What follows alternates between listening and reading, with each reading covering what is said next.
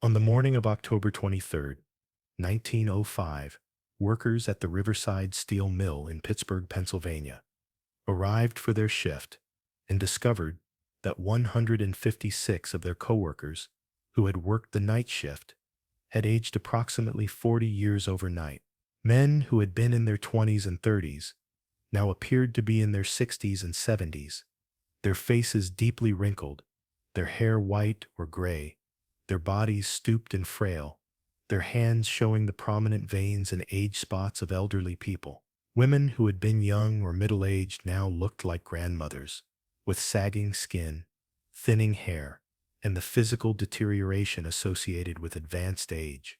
The 156 affected workers were conscious and lucid, recognized their coworkers and families, remembered their lives and identities, but found themselves trapped in bodies that had aged decades in a single night during their 12-hour shift at the mill. The impossible aging affected only workers who had been present in a specific section of the mill during the night shift. The newly constructed Building 7, where experimental steel processing equipment had recently been installed. Workers in other parts of the mill during the same shift were unaffected, showing normal appearance and no signs of accelerated aging. But everyone who had worked in Building 7 during that night shift experienced the same catastrophic physical transformation, aging 40 years in 12 hours, their bodies deteriorating as if decades of time had compressed into a single night. The medical examinations conducted over the following days confirmed what was visually obvious. The 156 workers had genuinely aged physically, not just in appearance, but in every measurable biological indicator. Their bones showed osteoporosis, typical of elderly people. Their cardiovascular systems showed the deterioration of advanced age. Their organ function, their cellular structures, their hormonal levels all corresponded to people 40 years older than their chronological ages. 25-year-old workers had bodies of 65-year-olds. QCES, 35-year-olds, had become biologically 75. Their calendrical ages hadn't changed. They had still lived only 25 or 35 years, but their bodies had aged as if 40 additional years had passed. And over the following 6 months, all 156 of the impossibly aged workers died. They died from conditions associated with advanced age, heart failure, strokes, organ failure, cancer, the cascading breakdowns that typically claim people in their 70s and 80s. Their families watched helplessly as young adults and middle-aged workers declined rapidly, their artificially aged bodies failing in ways that young bodies shouldn't fail, dying at chronological ages when they should have had decades of life remaining. By April 1906, 6 months after the impossible aging occurred, all 156 were dead, killed by bodies that had been forced to age 40 years in one night, and that couldn't sustain life once that artificial aging had occurred. Before we continue with the horrifying story of the Riverside Steel Mill and the 156 workers who aged 40 years in one night, subscribe to Shadows of America and hit that notification bell. We release hour-long investigations every day at 9 a.m. and 6 p.m. EST. Let us know in the comments what state you're watching from, because what happened at Riverside Steel in October 1905 raises terrifying questions about time, aging, industrial safety, and whether experimental technology can have consequences that violate every natural law we understand about how human bodies and time itself are supposed to function. Pittsburgh, Pennsylvania in 1905 was the heart of American steel production, with dozens of mills and foundries operating throughout the city and its surrounding areas, employing tens of thousands of workers who performed the dangerous and exhausting labor of converting iron ore into the steel that built America's railroads, bridges, buildings, and machinery. Working conditions in steel mills were notoriously harsh: extreme heat from furnaces, dangerous machinery that could maim or kill in seconds, toxic fumes and dust that caused respiratory diseases, 12-hour shifts that left workers exhausted, and wages that were barely sufficient to support families, despite the grueling nature of the work. The Riverside Steel Mill was a mid-sized operation located along the Monongahela River, approximately 5 miles south of downtown Pittsburgh, employing approximately 800 workers in various roles, including furnace operators, crane operators, laborers who moved materials, maintenance workers, and administrative staff. The mill had been operating since the 1880s and had a reputation as neither particularly dangerous nor particularly safe compared to other Pittsburgh mills. Workers died or were seriously injured at Riverside at about the average rate for the industry, which was horrifyingly high by modern standards, but was considered normal and acceptable in early 20th century industrial America. In September 1905, Riverside installed new equipment in a newly constructed section called Building 7, a large addition to the main mill complex that would house experimental steel processing machinery designed to increase efficiency and production capacity. The new equipment had been developed by a now defunct company called Advanced Metallurgical Systems, which claimed its proprietary processes could refine steel faster and more cheaply than conventional methods. The exact technical specifications of the equipment were considered trade secrets, but documentation that survived indicates it involved some kind of electromagnetic processing combined with chemical treatments that were supposed to alter steel's molecular structure to improve its properties. The new equipment in Building 7 was activated for the first time on the evening of October 22, 1905, at the start of the night shift that ran from 6 p.m. to 6 a.m. The night shift assigned to Building 7 consisted of 156 workers, including the operators who would run the new equipment, laborers who would move materials to and from the machinery, supervisors who would oversee the initial operation and troubleshoot any problems, and maintenance workers who would be on hand to make repairs if needed. These workers entered Building 7 at the start of their shift, appearing completely normal. They were predominantly men in their 20s, 30s, and 40s, with a smaller number of women who worked in support roles, all in good health and typical physical condition for industrial workers of that era. The night shift proceeded apparently normally through its first several hours. Workers operated the new equipment according to specifications provided by Advanced Metallurgical Systems, processing batches of steel through the experimental machinery, monitoring temperatures and pressures and chemical concentrations, making minor adjustments as they learned how the equipment functioned. There were no reported accidents, no equipment malfunctions, no exposures to dangerous substances beyond the normal hazards of steel mill work. Workers took their scheduled break at midnight, ate lunches they had brought, and returned to work for the second half of their shift. But sometime between midnight and 6 a.m., during the second half of the shift, something impossible occurred in Building 7. The 156 workers, aged approximately 40 years, their bodies undergoing decades of normal aging compressed into a period of hours. The transformation occurred without anyone noticing it was happening.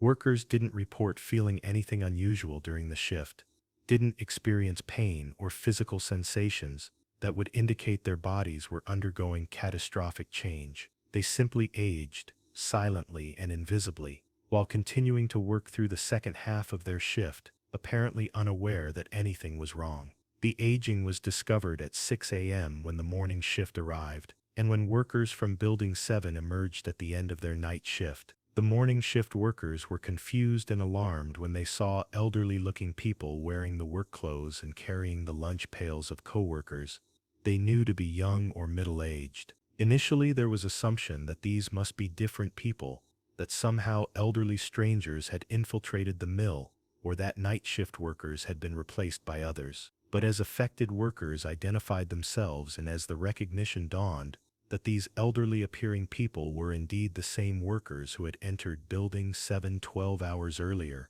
confusion turned to horror and disbelief.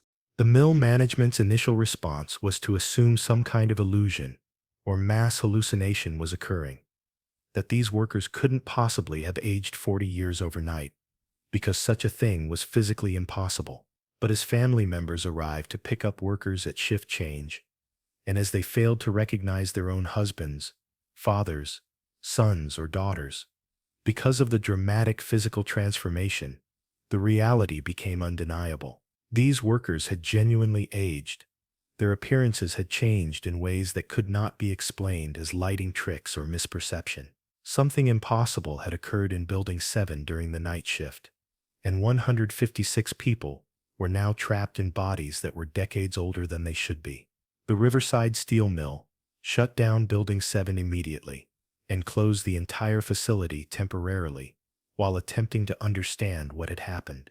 Management sent urgent telegrams to Advanced Metallurgical Systems requesting information about whether the new equipment could cause biological effects on workers, whether radiation or chemicals or electromagnetic fields generated by the machinery might affect human aging or cellular function.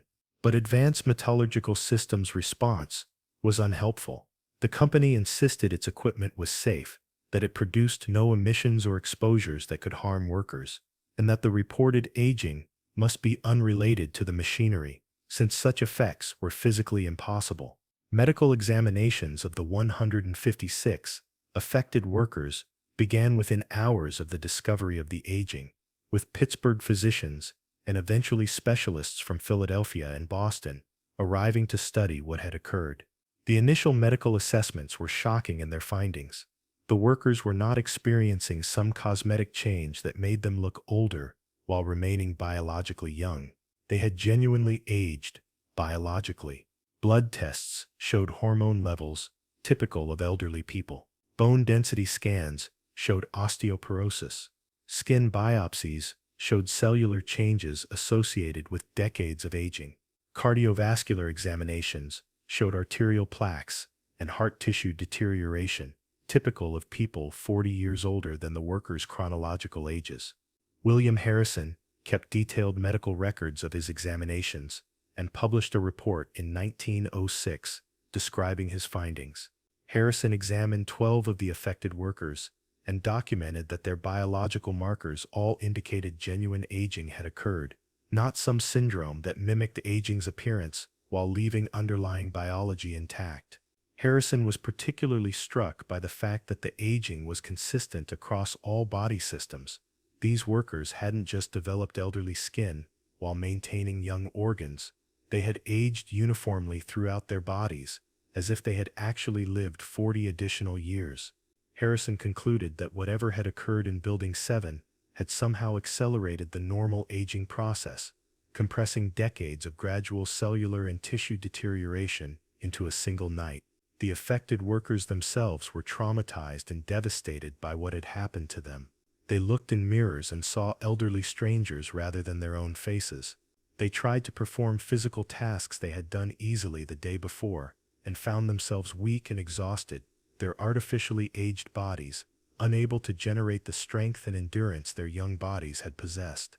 Young men who had been planning marriages and raising families found themselves in bodies of grandfathers, facing their mortality much sooner than they had ever imagined. Middle-aged workers, who had expected decades more working life, found themselves forced into effective retirement by bodies that were too old and frail to perform physical labor. The families of affected workers faced impossible situations. Wives found themselves married to men who now appeared to be their fathers or grandfathers rather than their husbands. Children had to adjust to parents who had aged into grandparents overnight. The psychological burden of these sudden relationship transformations was immense, creating strains that many families couldn't sustain. Some families coped by treating the aged worker with tenderness and care, focusing on the person they loved, being still present, even if the body had changed. But other families fell apart under the stress, unable to maintain emotional connections when the physical form had transformed so dramatically. The investigation into what had caused the aging focused initially on the new equipment in Building 7, as that was the only factor that distinguished the affected workers from the hundreds of other mill workers who had been present during the same shift, but who had not aged. Inspectors examined the equipment, tested for radiation, analyzed the chemicals used in the steel processing, measured electromagnetic fields, and searched for any factor that might explain how machinery could cause human bodies to age decades in hours. But they found nothing that conventional science could identify as dangerous. No radiation levels beyond normal background, no toxic chemicals beyond those common in steel mills, no electromagnetic fields strong enough to have biological effects. Advanced Metallurgical Systems sent its own engineers to examine the equipment and to defend the company against liability claims that Riverside and the workers' families were beginning to file. The company maintained that its equipment was incapable of causing the reported effects, that whatever had happened to the workers must have resulted from other causes unrelated to the machinery. Company engineers produced documentation showing that similar equipment had been installed in mills in Ohio and Illinois without any reported biological effects on workers, suggesting that if the machinery were truly causing impossible aging, similar incidents would have occurred elsewhere. But investigators noted several factors that distinguished the Riverside Building 7 installation from the other installations the company cited. The Riverside equipment was running at higher power levels than equipment elsewhere. The building's design created unusual electromagnetic field patterns due to the positioning of machinery and the building's steel-reinforced structure. And critically, the Riverside installation was the first to use a new chemical treatment process that the company had just developed and that had not been tested in other locations. The combination of these factors might have created conditions that didn't exist elsewhere, potentially explaining why aging effects occurred at Riverside but not at other mills. As the medical examinations continued through late October and November 1905, it became clear that the aged workers' health was deteriorating rapidly. The biological age their bodies had acquired came with the health problems typical of elderly people. They developed heart disease, their immune systems weakened, making them vulnerable to infections. Their joints deteriorated, causing arthritis and mobility problems. Their cognitive function in some cases began declining as their brains showed effects of aging. These health problems accumulated and intensified much faster than would normally occur because the workers had aged 40 years in one night rather than gradually over decades, giving their bodies no time to adapt or compensate for the changes. The first deaths began in November 1905, less than a month after the aging occurred. A 32-year-old man whose body had been aged to effective age of 72, suffered a massive stroke and died, his artificially aged brain unable to withstand the stress. A 28-year-old woman, aged to effective 68, developed pneumonia that her weakened immune system couldn't fight, dying within days of infection. By December, 10 of the 156 affected workers had died, and doctors predicted that most or all of the others would die within months, as their aged bodies succumbed to the cascading failures typical of extreme old age. The legal battles over responsibility and compensation for the aging and deaths were immediate and complex. The workers and their families sued Riverside Steel Mill for operating dangerous equipment that had caused catastrophic harm. Riverside in turn sued Advanced Metallurgical Systems for providing defective equipment and for failing to warn about potential dangers. Advanced Metallurgical Systems claimed it bore no responsibility because the company maintained its equipment could not cause the reported effects and that Riverside must have operated it improperly or must have exposed workers to other hazards unrelated to the machinery. These legal battles would continue for years, long after all 156 affected workers had died, with courts struggling to assign liability for an incident that defied scientific explanation. The media coverage of the Riverside aging incident was extensive and sensational, with newspapers throughout the United States and internationally reporting on the impossible phenomenon of 156 workers aging 40 years overnight. Some coverage was responsible and factual, describing the medical findings and the ongoing investigation, but much coverage was sensationalistic, treating the incident as evidence of supernatural phenomena or as a scientific horror story, sometimes exaggerating the facts or adding fictional elements. This sensational coverage increased public awareness, but also made it difficult for people to understand what had actually occurred versus what had been embellished or invented. Public reaction to the Riverside incident included fear and outrage about industrial safety. If new equipment could cause workers to age decades overnight, what other unknown dangers might industrial technology pose?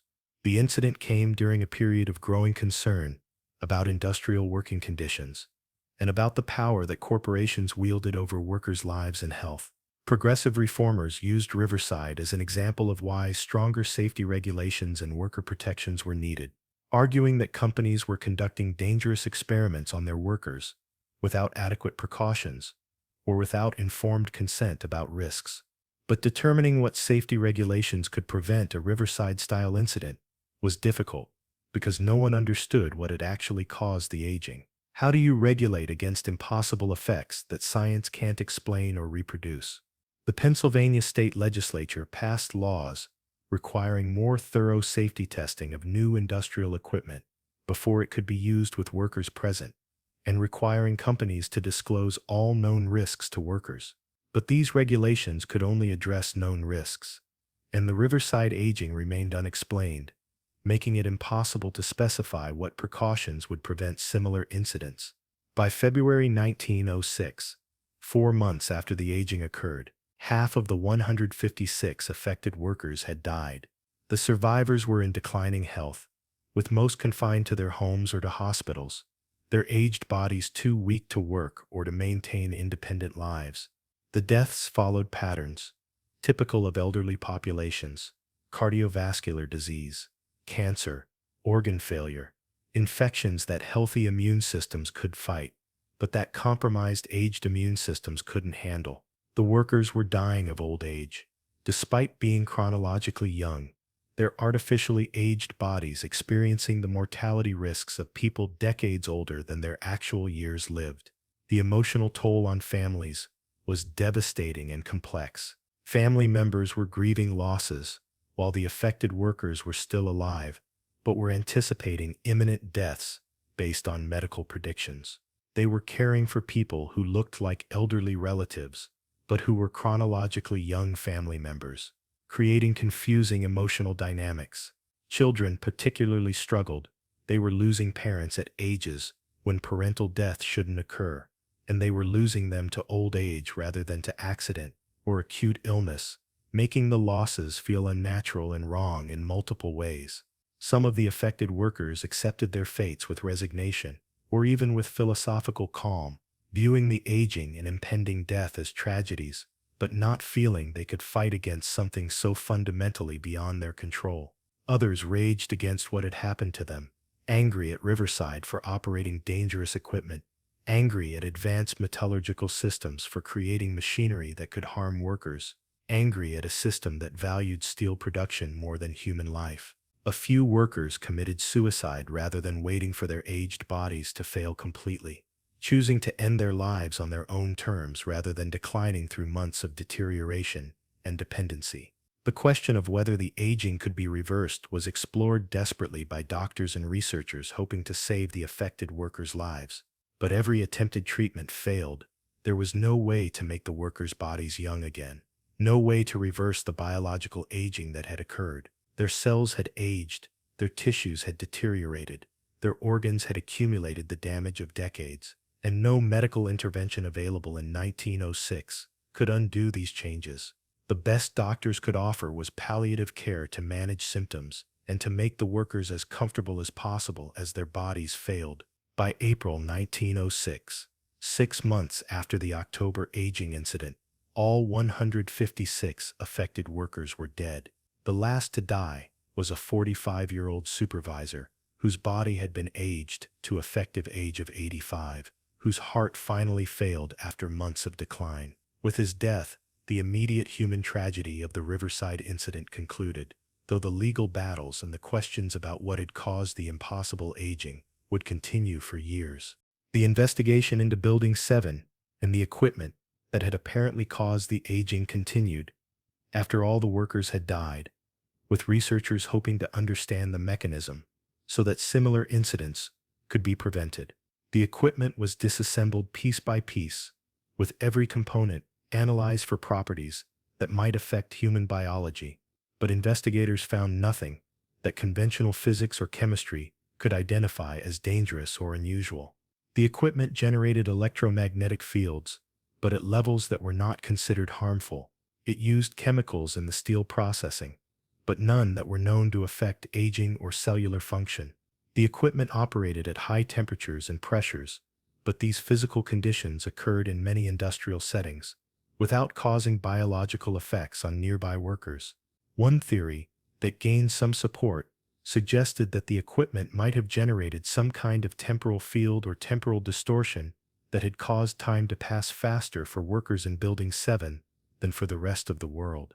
If 40 years of time had literally passed in Building 7 during the 12-hour shift, while only 12 hours passed outside the building, this would explain why workers aged 40 years.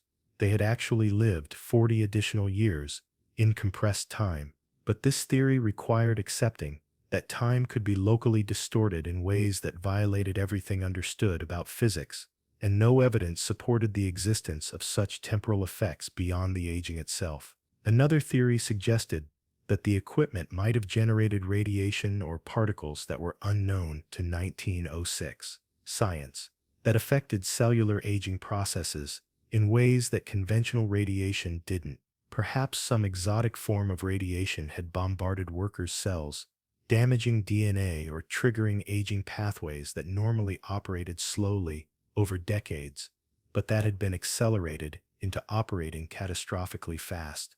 But again, this theory was speculative. No such exotic radiation was detected, and the theory simply relabeled the mystery rather than explaining it. Advanced Metallurgical Systems eventually declared bankruptcy in 1907, unable to pay the legal judgments and settlements that courts had imposed for the Riverside incident.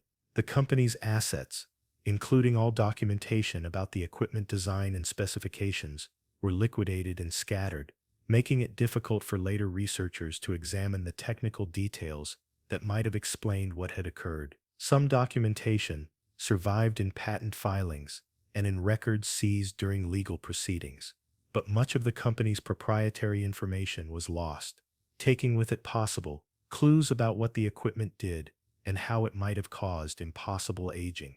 Riverside Steel Mill rebuilt.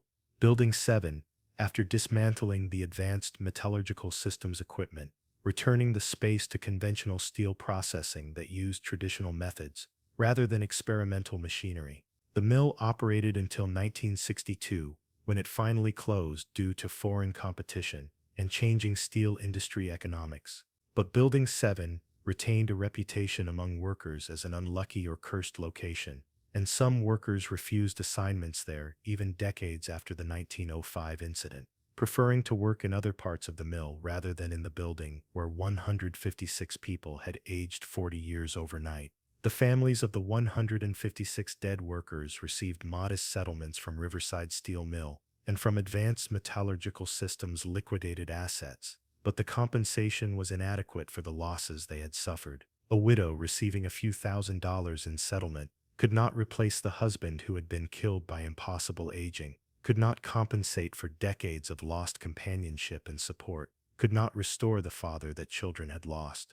The settlements helped families survive immediate financial crises, but did nothing to address the emotional devastation or to answer the questions about why their loved ones had died in such a bizarre and inexplicable way. A memorial to the 156 dead workers was erected in 1908 in a Pittsburgh cemetery, listing all their names and their chronological ages at death, alongside their biological ages at death. 25 years old, biologically 65, 33 years old, biologically 73, 42 years old, biologically 82. The memorial's inscription reads, "They aged before their time, dying of years they never lived. May they rest in the youth that was stolen from them." The memorial remains today one of the few physical reminders of the Riverside incident and of the workers whose lives were destroyed by experimental technology that produced impossible effects. The scientific literature on the Riverside incident is limited but persistent,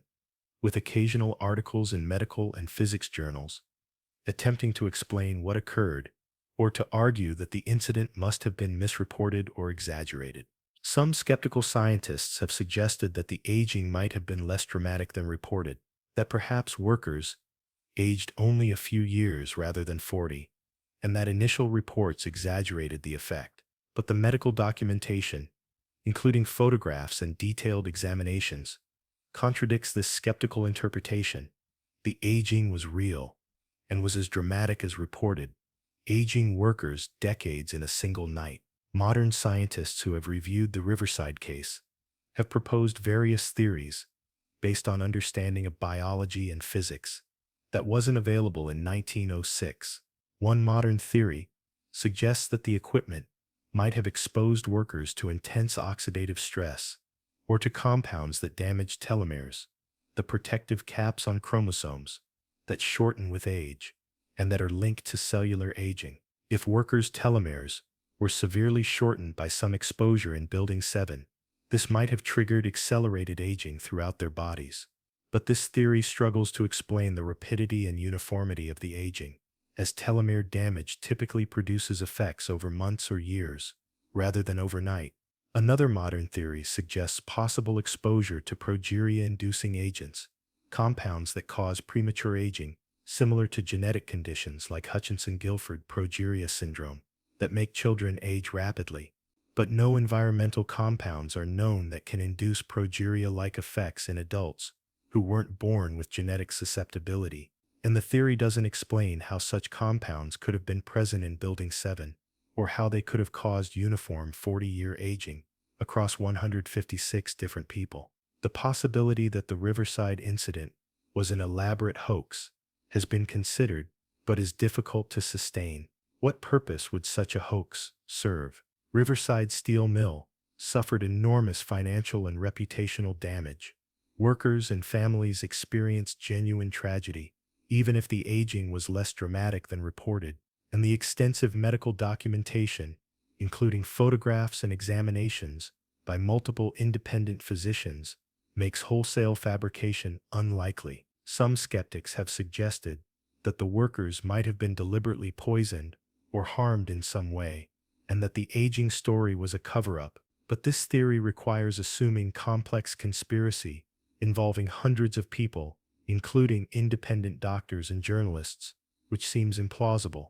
The impact of the Riverside incident on industrial safety regulations was modest but real. The incident contributed to growing recognition that new technologies needed testing and evaluation before being deployed in settings where they might harm workers. The concept that employers owed workers a duty of care to protect them from workplace hazards gained legal recognition, partly through cases like Riverside, where courts held that companies could be liable for harm caused by equipment they operated, even if they didn't fully understand the risks. These legal principles would eventually contribute to occupational safety and health regulations that required systematic evaluation of workplace hazards. But the Riverside incident also demonstrated limits of regulation and of duty of care principles when dealing with unknown risks that science can't predict or explain. How can companies protect workers from dangers that aren't known to exist? How can regulations address hazards that physics says should be impossible? The incident illustrated that industrial technology could potentially produce effects that exceeded scientific understanding, leaving workers vulnerable to risks that no amount of reasonable precaution could anticipate or prevent. The 156 workers who aged 40 years at Riverside are sometimes remembered as martyrs to industrial progress, as people who paid the ultimate price for society's drive to develop new technologies and to increase production efficiency. But they were not willing martyrs. They were ordinary workers trying to earn wages to support their families, who were subjected without their knowledge or consent to experimental equipment that destroyed their bodies and took their lives. Their story serves as a reminder of how vulnerable workers are when employers prioritize profit and efficiency over safety, and when new technologies are deployed before their effects are fully understood. The children, orphaned by the Riverside incident, dozens of children who lost fathers or mothers to the impossible aging, carried lasting trauma from watching parents age and die rapidly, in ways that violated nature and that made no sense.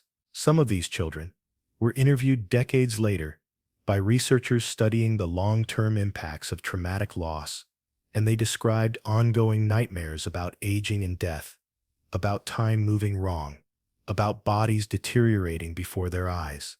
The trauma of losing parents is difficult enough under normal circumstances, but losing them to impossible aging that made their deaths feel surreal and inexplicable added layers of psychological damage that affected these children throughout their lives.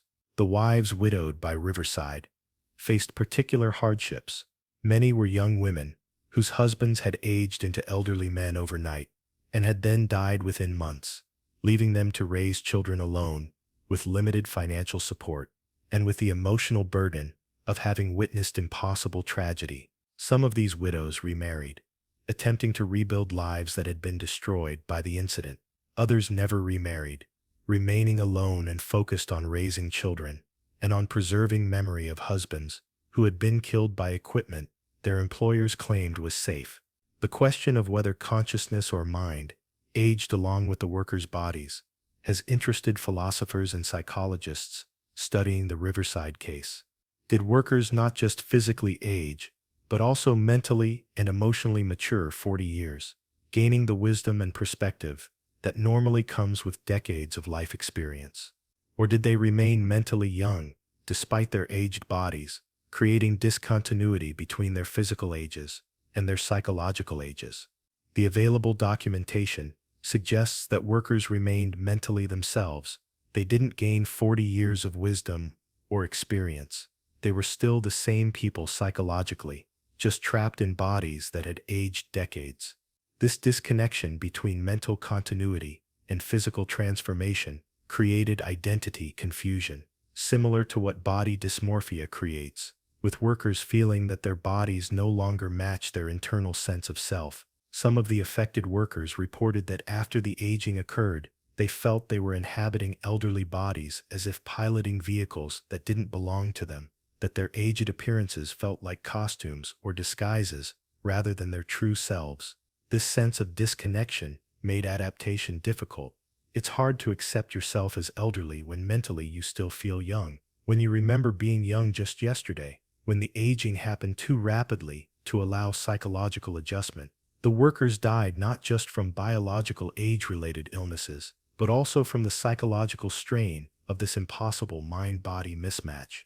The broader question of whether time and aging could ever be manipulated deliberately has been discussed in context of the Riverside incident. If equipment accidentally caused rapid aging once, could equipment be designed to do it intentionally? Could aging be slowed or reversed using similar principles? These questions venture into science fiction territory, but the Riverside incident suggests that biological aging might be more malleable than we typically assume, that under certain conditions, human bodies might be capable of aging at rates dramatically different from normal. Whether such conditions could ever be controlled or used beneficially rather than destructively remains entirely speculative. The Riverside incident has been referenced in ethical discussions about human experimentation and informed consent. The 156 workers were essentially experimental subjects without knowing it. They were exposed to new equipment whose effects were unknown. They were not informed of any risks beyond normal industrial hazards, and they had no opportunity to consent or decline participation in what turned out to be a deadly experiment. Modern research ethics, developed partly in response to cases like Riverside, require that people be informed about experimental exposures and that they provide voluntary consent, protecting people from being unknowingly subjected to potentially dangerous conditions. But even modern ethical frameworks might not have prevented Riverside-type incident, because Riverside Steel Mill and advanced metallurgical systems genuinely didn't know that the equipment would cause aging. The effect was unexpected and was not something they were deliberately testing. How do you obtain informed consent about risks that are unknown even to researchers? This question remains relevant as new technologies continue to be developed and deployed without full understanding of all possible effects, leaving people potentially vulnerable to unknown hazards that no amount of caution or ethical oversight can predict. The role of class and power in the Riverside incident is significant. The 156 victims were all working-class people who had little choice about whether to work with experimental equipment, who needed their jobs and wages too desperately to question safety or to refuse dangerous assignments. If the equipment had been operated by engineers and managers rather than by hourly workers, would safety concerns have been prioritized differently? Would more caution have been exercised? The incident illustrates how industrial capitalism has often treated workers as expendable, as acceptable casualties of progress and efficiency, valuing their labor while showing limited concern for their safety or their lives. The families of Riverside victims organized into an advocacy group that pushed for stronger worker safety laws and for better compensation systems for workers injured or killed in industrial accidents. This advocacy contributed to eventually successful campaigns for workers' compensation laws that required employers to provide financial support for injured workers without requiring workers to prove employer negligence. These laws didn't specifically address impossible aging or other inexplicable harms, but they established principle that workers deserved compensation for workplace injuries, regardless of whether employers had been negligent or whether the causes of injury were fully understood. The Pittsburgh labor movement used the Riverside incident as an example of why workers needed unions to protect them from corporate indifference to safety. If workers had strong unions that could demand safety precautions and that could refuse to work with untested equipment, might the Riverside incident have been prevented? Union organizers argued that individual workers had no power to protect themselves against corporate decisions to deploy dangerous technology, but collective action through unions could give workers leverage to demand better protection. The Riverside incident contributed to growth of union membership in Pittsburgh's steel industry in the years following 1905. The photographs of the aged Riverside workers taken shortly after the incident occurred are among the most disturbing visual documents in industrial history. The photographs show people wearing work clothes appropriate for young or middle-aged adults, but with faces and bodies that appear elderly, creating jarring visual contradiction that immediately signals something is wrong. The workers' expressions in these photographs show confusion, horror, and resignation. They know something impossible has happened to them. They can see in mirrors and in others' reactions that they have aged decades, but they don't understand how or why. These photographs have been exhibited in museums and historical societies as evidence of industrial dangers and as reminders of human costs of unregulated technological development. The site where Riverside Steel Mill once stood is now partially a riverfront park and partially redeveloped industrial property. The mill was demolished in the 1960s after its closure, and almost no physical traces remain of the buildings where the 1905 incident occurred. A small historical marker erected in 1980 mentions that Riverside Steel Mill operated on the site and that a tragic industrial accident occurred there in 1905, but the marker provides no details about the impossible aging or about the 156 workers who died. This minimal commemoration reflects community ambivalence about remembering an event that was both historically significant and profoundly disturbing. Some local historians and descendants of victims have advocated for more substantial memorial at the site, arguing that the 156 dead workers deserve recognition and that the Riverside incident should be remembered as a cautionary tale about industrial safety and about the dangers of deploying untested technology. But these advocacy efforts have faced resistance from people who feel that a detailed memorial would be morbid or would draw unwanted attention to a dark chapter in Pittsburgh history that they would prefer to move beyond. This tension between remembering and forgetting, between honoring victims and not dwelling on tragedy, has left the Riverside incident somewhat marginalized in Pittsburgh's historical consciousness, despite its extraordinary nature. The medical records from the Riverside incident, including autopsy reports and photographs of the aged workers, are preserved in Pennsylvania State Archives and in medical school libraries, where they continue to be studied by researchers interested in aging, in radiation effects, in industrial medicine, and in unexplained phenomena. These records provide detailed documentation of what happened to the workers' bodies, showing the biological reality of the 40-year aging. Even though they cannot explain how or why it occurred, the records are disturbing to examine. Seeing autopsy photographs of 25-year-olds whose bodies show every marker of being 65 years old creates visceral horror at the violation of natural order that the aging represented. Modern gerontology, the study of aging, has occasionally referenced the Riverside case as an example of how aging might potentially be manipulated if we understood the underlying mechanisms well enough. If aging can be accidentally accelerated, as occurred at Riverside, might it also be possible to slow aging or reverse it through deliberate interventions? This question drives billions of dollars of anti-aging research today, with scientists studying cellular mechanisms, genetic factors, and environmental influences that affect how rapidly organisms age.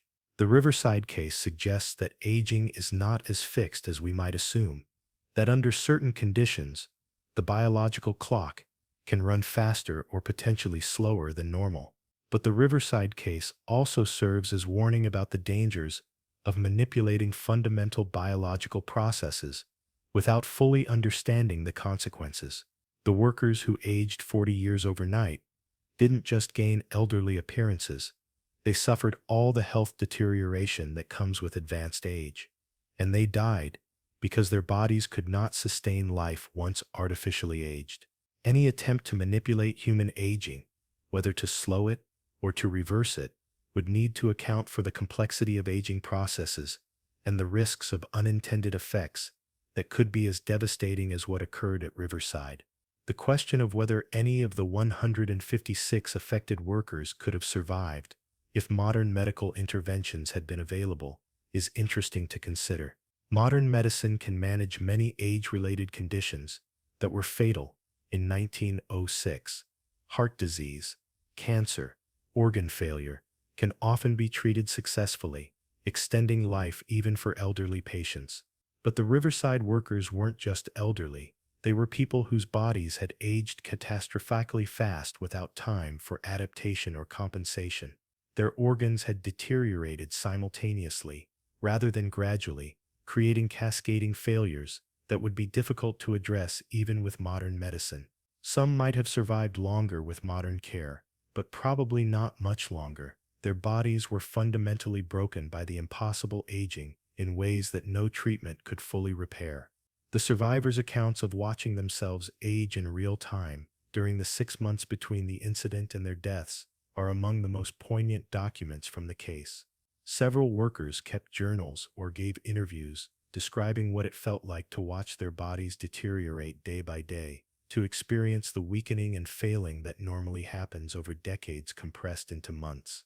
They described feeling trapped in bodies that were betraying them, that were dying around them while their minds remained lucid enough to observe and comprehend what was happening. These accounts provide rare insights into the subjective experience of rapid aging and impending death from age-related causes. Some workers expressed anger and bitterness about what had been done to them, raging against Riverside Steel Mill and Advanced Metallurgical Systems for stealing decades of their lives, for reducing them to elderly invalids when they should have been in their prime. Others expressed more philosophical or resigned attitudes, viewing the aging as a terrible misfortune, but not as something to rage against, since anger couldn't change what had happened or restore their stolen youth.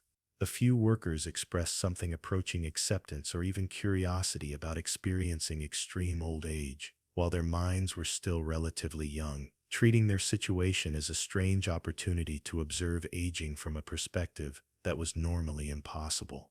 The families watching loved ones age and die over those 6 months experienced a telescoped version of what normally happens gradually over decades. Watching someone you love deteriorate from robust health to frail elderly dependency to death, but experiencing this entire trajectory in half a year rather than across many years. This compression made the grief more intense and more difficult to process, as there was no time to adjust gradually to each stage of decline, no opportunity to prepare emotionally for losses that came too rapidly to absorb. Many families reported feeling numb or overwhelmed, unable to fully experience or express grief because new losses arrived before previous losses could be mourned. The doctors who treated the aged Riverside workers faced unique medical and ethical challenges. They were caring for patients whose bodies were elderly, but whose chronological ages meant they should have decades of life remaining. Should these patients be treated as elderly people whose deaths from age-related causes were natural and expected? Or should they be treated as young people whose deaths from artificially induced aging were premature tragedies that doctors should fight aggressively? Different doctors made different choices about how to frame the situation, with some focusing on palliation and comfort care appropriate for elderly patients, while others pursued more aggressive interventions, trying to extend lives that had been cut short by the impossible aging.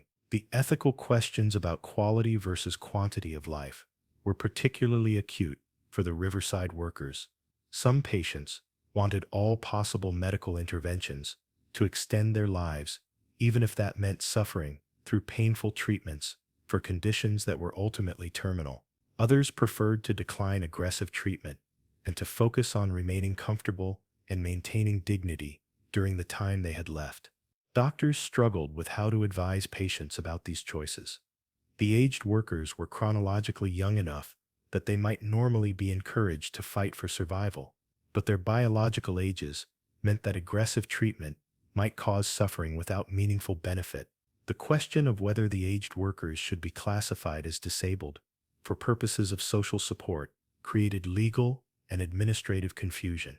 They were unable to work due to physical limitations, which would normally qualify them for disability assistance.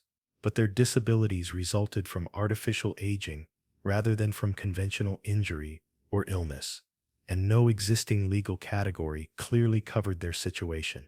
Eventually, they were classified as permanently disabled due to workplace injury, making them eligible for whatever modest benefits existed in 1905 to 1906 for injured workers, but the process required creating new legal interpretations that recognized impossible aging as a category of work-related harm. The impact on Pittsburgh's industrial community was substantial but not transformative.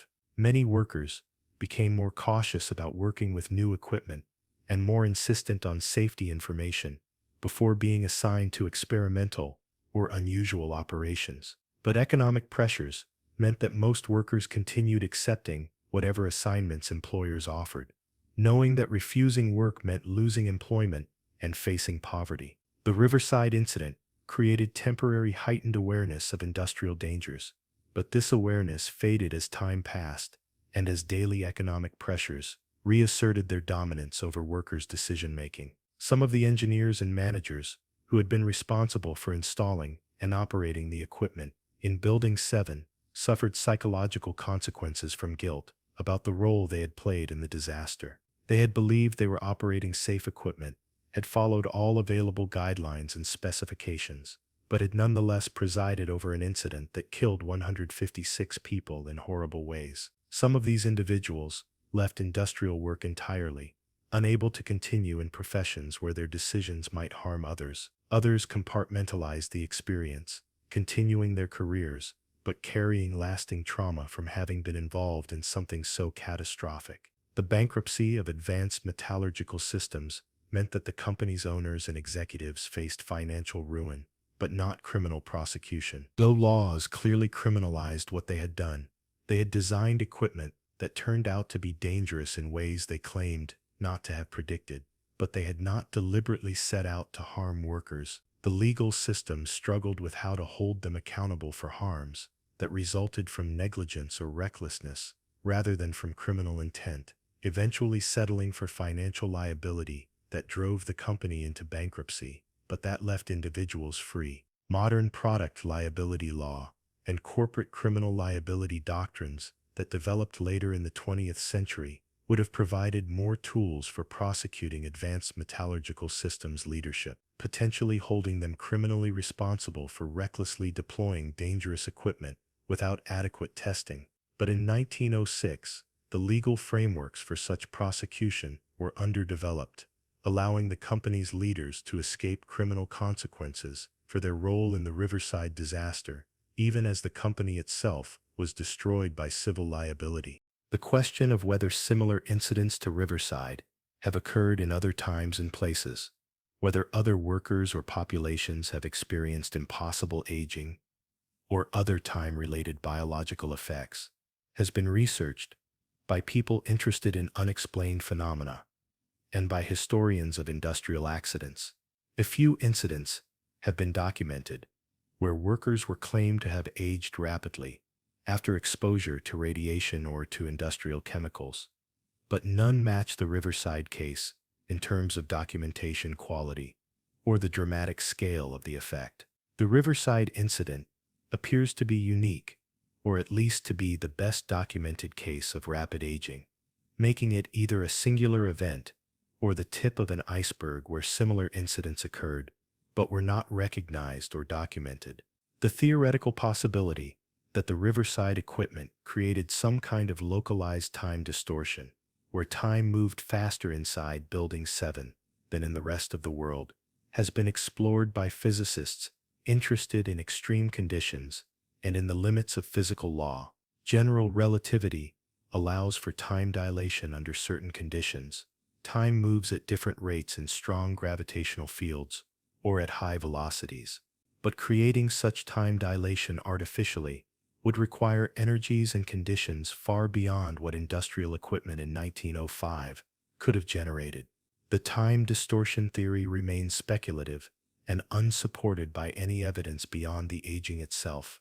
Another physics theory suggests that the equipment might have exposed workers to particles or fields that directly affected biological aging mechanisms at the cellular level, triggering rapid degradation of telomeres or rapid accumulation of cellular damage that normally accumulates slowly over decades. This theory doesn't require time itself to have been distorted, just biological processes to have been dramatically accelerated. But again, no known particles or fields can produce such effects, and the theory amounts to saying something unknown caused the aging, without actually explaining what that something might have been. The cultural impact of the Riverside incident on American consciousness about aging and time has been subtle but persistent. The incident has been referenced in literature, film, and television as an example of how aging might be manipulated, or as a cautionary tale about time and mortality. The image of young workers trapped in elderly bodies has become a recurring motif in science fiction and horror, representing fears about loss of youth and about time passing too quickly. While most people don't know the specific details of the Riverside case, the basic concept has entered cultural memory as a nightmare scenario about aging and time. The psychological research on how people think about and fear aging has occasionally used the Riverside case as an extreme example to study reactions to aging-related threats. When people are asked to imagine aging 40 years overnight, as the Riverside workers did, what emotions and thoughts does this scenario trigger? Research shows that contemplating rapid aging produces anxiety about loss of physical capacity, about approaching death, about becoming dependent and vulnerable, and about losing time with loved ones. These anxieties mirror what the Riverside workers actually experienced, suggesting that the incident tapped into deep human fears about aging and mortality.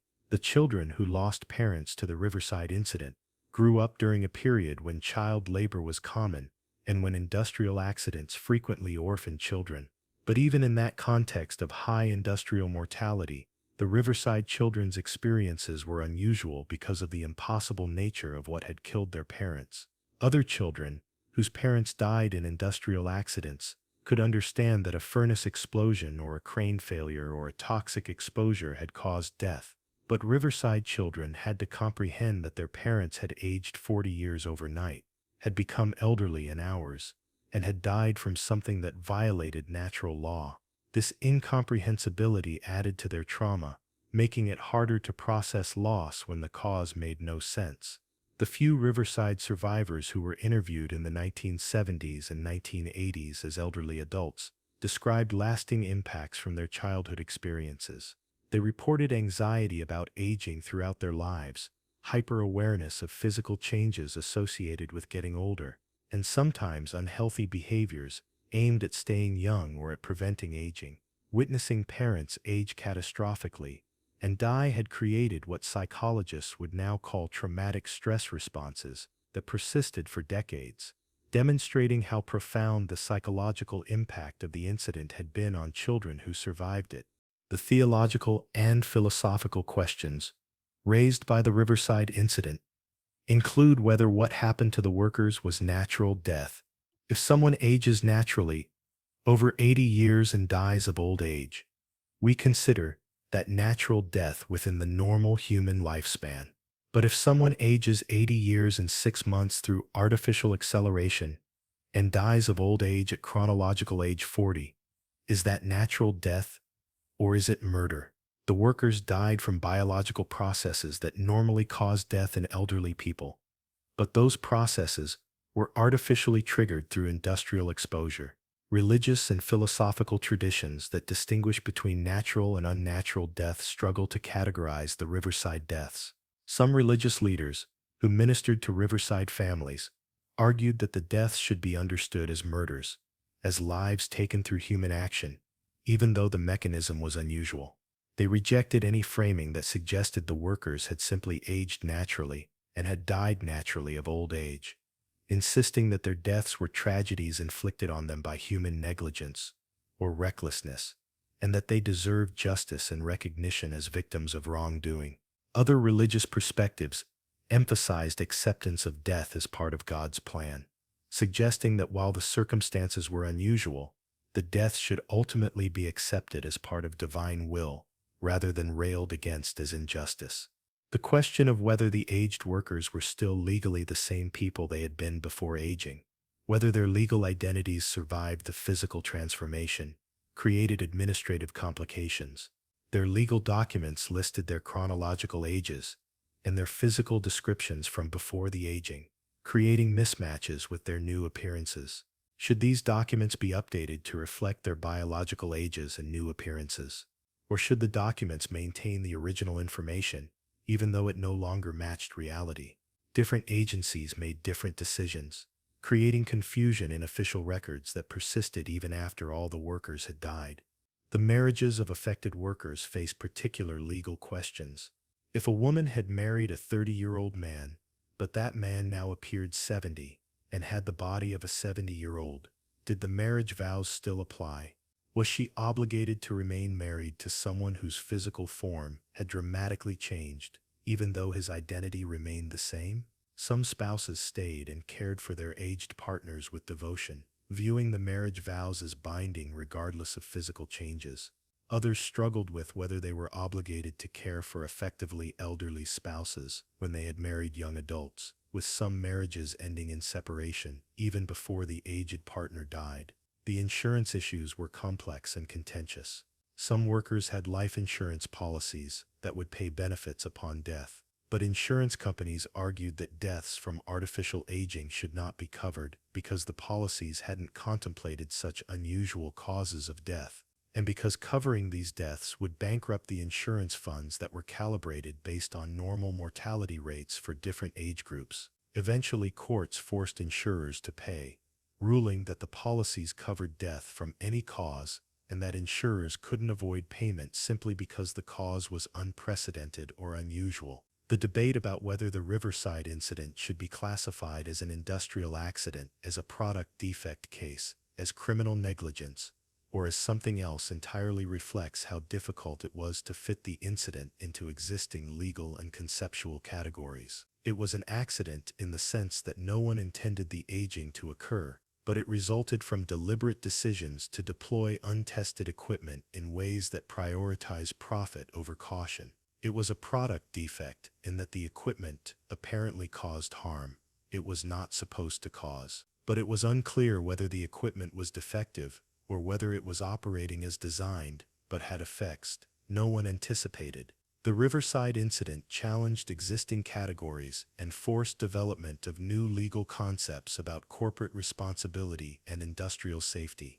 The 156 workers who aged 40 years in a single night at Riverside Steel Mill in October 1905 have been dead for over a century, the last of them dying in April 1906, from the cascading health failures that their artificially aged bodies could not survive. Their names are preserved on the memorial erected in 1908, reminding anyone who visits the cemetery that these were real people whose lives were destroyed by something that should have been impossible, but that documentary evidence confirms actually occurred.